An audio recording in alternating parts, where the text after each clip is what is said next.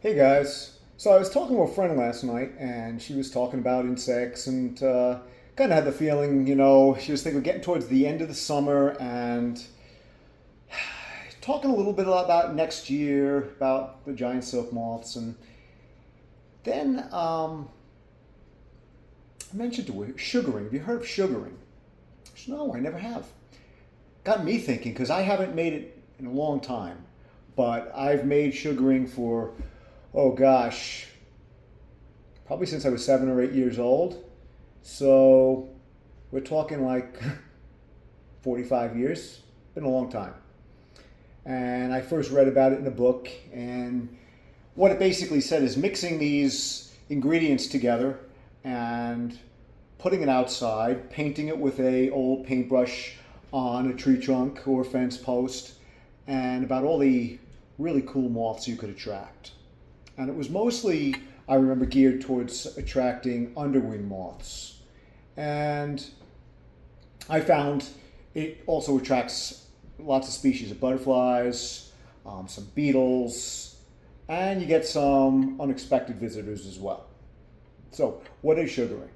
Well, there's really no magic potion, in my opinion. There's some people who will swear by certain ingredients or a specific recipe, but after using, kind of mixing different ingredients, and sometimes you just don't have one of them that you might normally use in the house. Rather than going out to the store, I would tell you, if you happen to be excited about making sugaring tonight and you don't have one of the ingredients I happen to mention, don't worry about it. I would say, stay home, use what you have.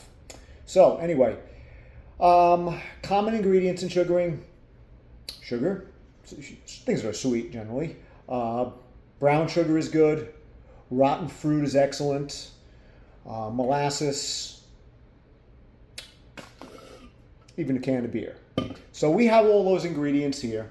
And what's the best way of doing this usually is to mix them together, try to come up with a consistency that's not too watery, but not too thick either, so you can apply it to, say, a tree trunk or even on a fence or fence post, and it's not just going to completely run off.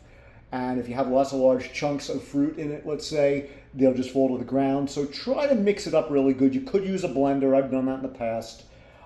Today I'm just going to keep it pretty simple, give you an idea what we're going to do.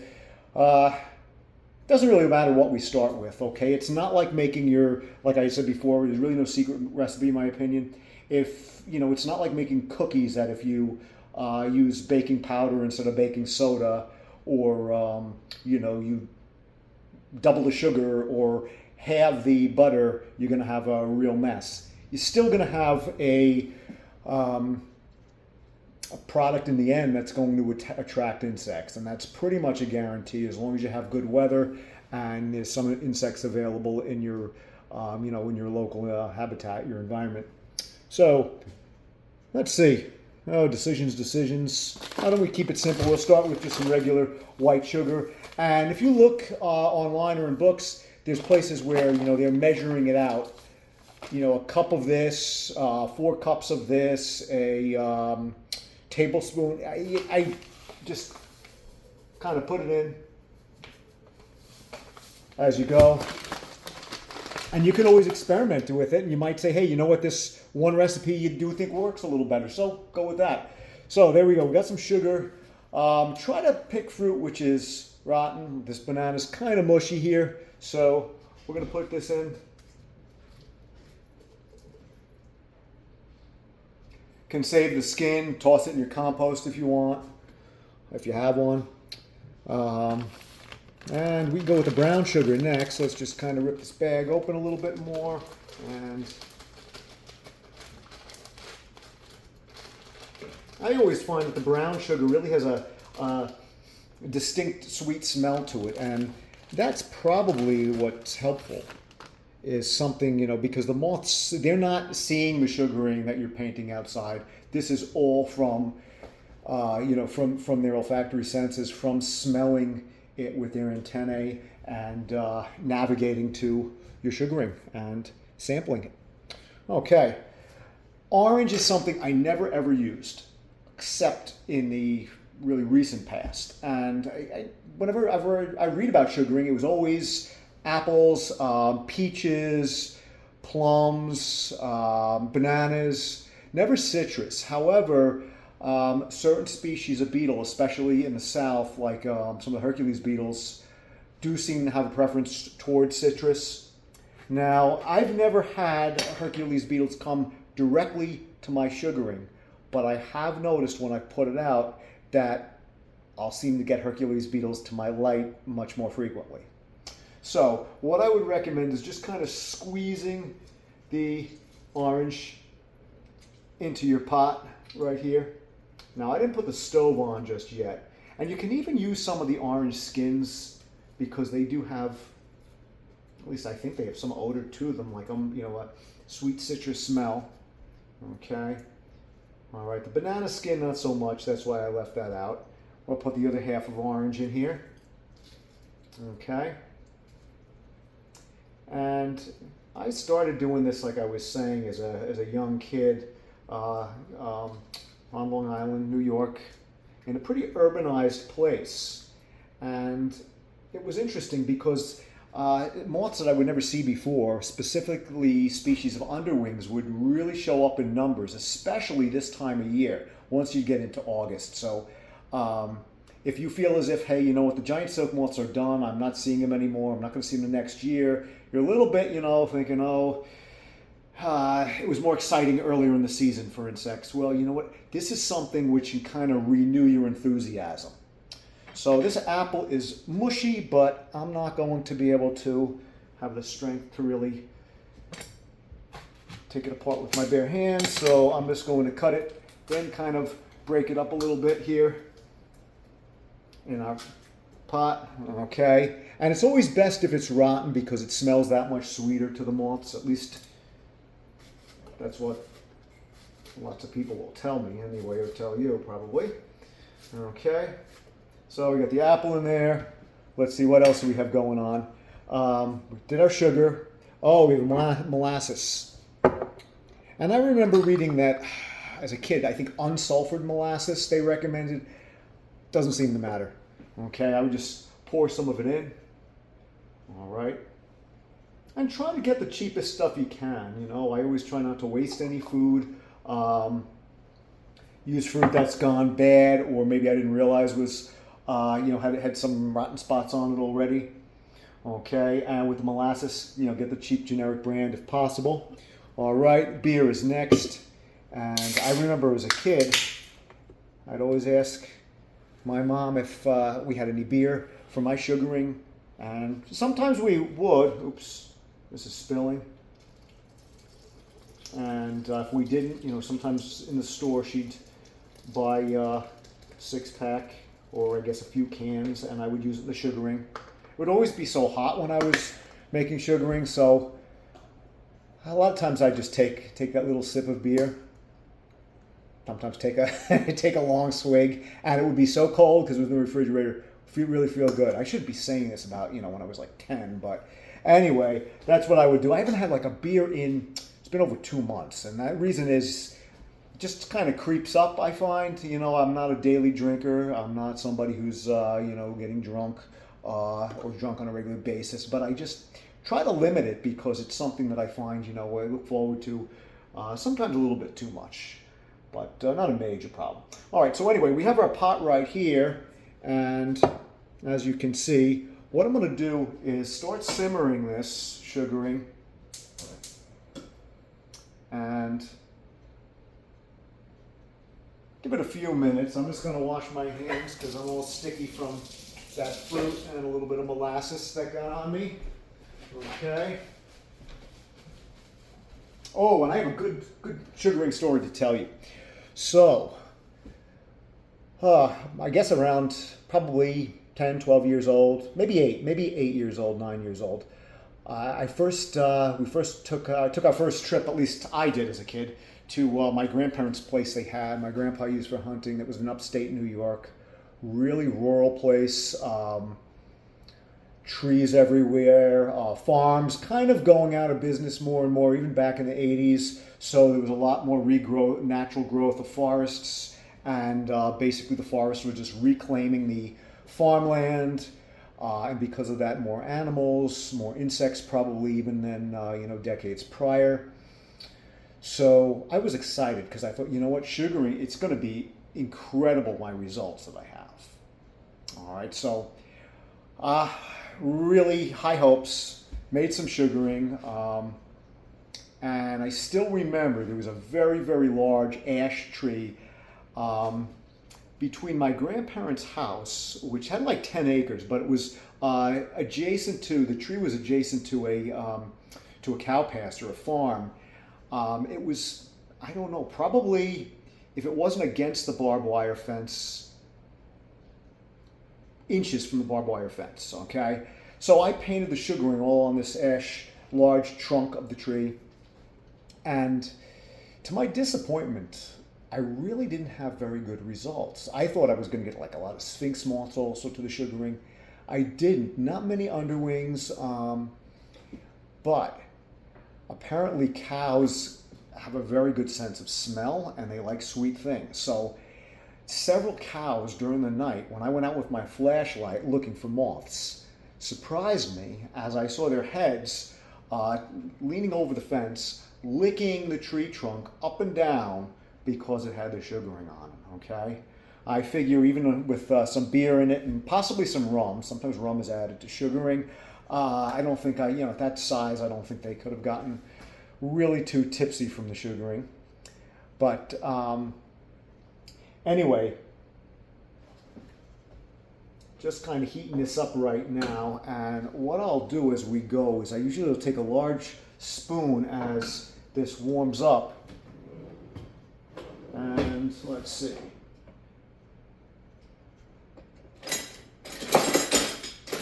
Here it is. A metal spoon works best usually, and just kind of mash everything up in the pot. Okay. And we're going to give this a few minutes. I would say not to boil it necessarily, but just simmer it like on a low heat for maybe, I could say 15, 20 minutes. But you really want to try to get that consistent mixture going on. You're going to have some chunks of fruit that aren't going to totally dissolve or mix in with the liquid. That's okay, but you want to try to get the liquid to be a little bit thicker so it can be applied to a tree trunk or a fence post or something like that. Keep in mind though, if you're applying it to a wood fence, it will stain the fence where it'll make it darker in that spot even after it rains or even if you wash it off with a hose. So please don't come back in the comments and say, hey, I put sugar in my fence and now I have, it doesn't look the way it did. It's got some spots on it from where the sugaring was, okay? Just kind of telling you in advance. So if that's a concern, I would recommend just painting it on a tree trunk instead. Now, might be thinking, hey, you know what? I can just go with this pot and put the pot outside or take the sugaring, put it in a pail, and, well, insects will come. They'll smell it, right? Yeah, they will. However, there's a few drawbacks to doing that, okay? Number one, any insects that come to liquid sugaring have a very high probability of getting stuck in it because it is very sticky, it is a liquid, and end up drowning. Now, if you're collecting beetles and you don't mind some of them dying, for your collection, you're not just observing or you're not just photographing, let's say, can clean the beetles off. Moths, butterflies, they're going to get ruined from the sugaring once it gets on their wings. It's really hard to remove it from them and keep them if you keep them as specimens.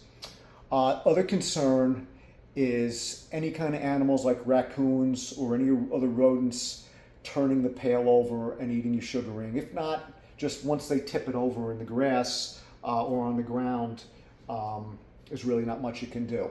So that's another issue. What else?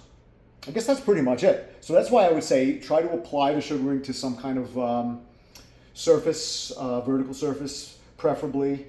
Horizontal you could do. I used to have a white pine tree in my backyard as a kid, and it grew a really strange way. The trunk grew to maybe, I would say 3 feet high, maybe 4 feet high. And then it split off in basically 2 or 3 smaller trunks or branches going up, and there was almost a flat part at 3 or 4 feet high where I put some of the sugaring, and that always worked out great. So what might you find? And you may find some things that I don't even know come to sugaring, or and please post in the comments if you do this, or you have questions, post in the comments. Any experience, post in the comments. If you're still watching, please hit that subscribe button, okay? We appreciate you for that. So, generally speaking, underwings of several different species, probably dozens that are, potentially you could get, say, in temperate United States. Lots with pink, red, orange, even yellowish hind wings that stripe. That's why they're called underwings. They're catacala species. There is the clouded locust underwing, which is in a different genus, though, is not closely related, but it does look very similar to a true underwing. Now, if you do live up north, and I don't know the range offhand, but in New York, I would say probably some other northeastern places. I'm thinking maybe eastern Canada too. The white underwing is really cool. Looks just like a regular underwing, same kind of pattern, but the hind wings have white stripes on it. Really looks awesome.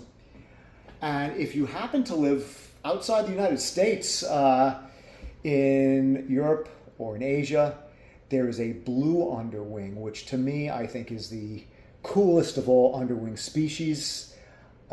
I assume all these underwings will come to sugaring and do feed. I'm not 100% sure, but they are known to do that. So if some of them don't, you can let me know as well. All right. Let's see. And the reason also for letting this simmer is it really helps release the aroma of the sugaring and that smell, so the moths will be able to pick it up and be attracted easier.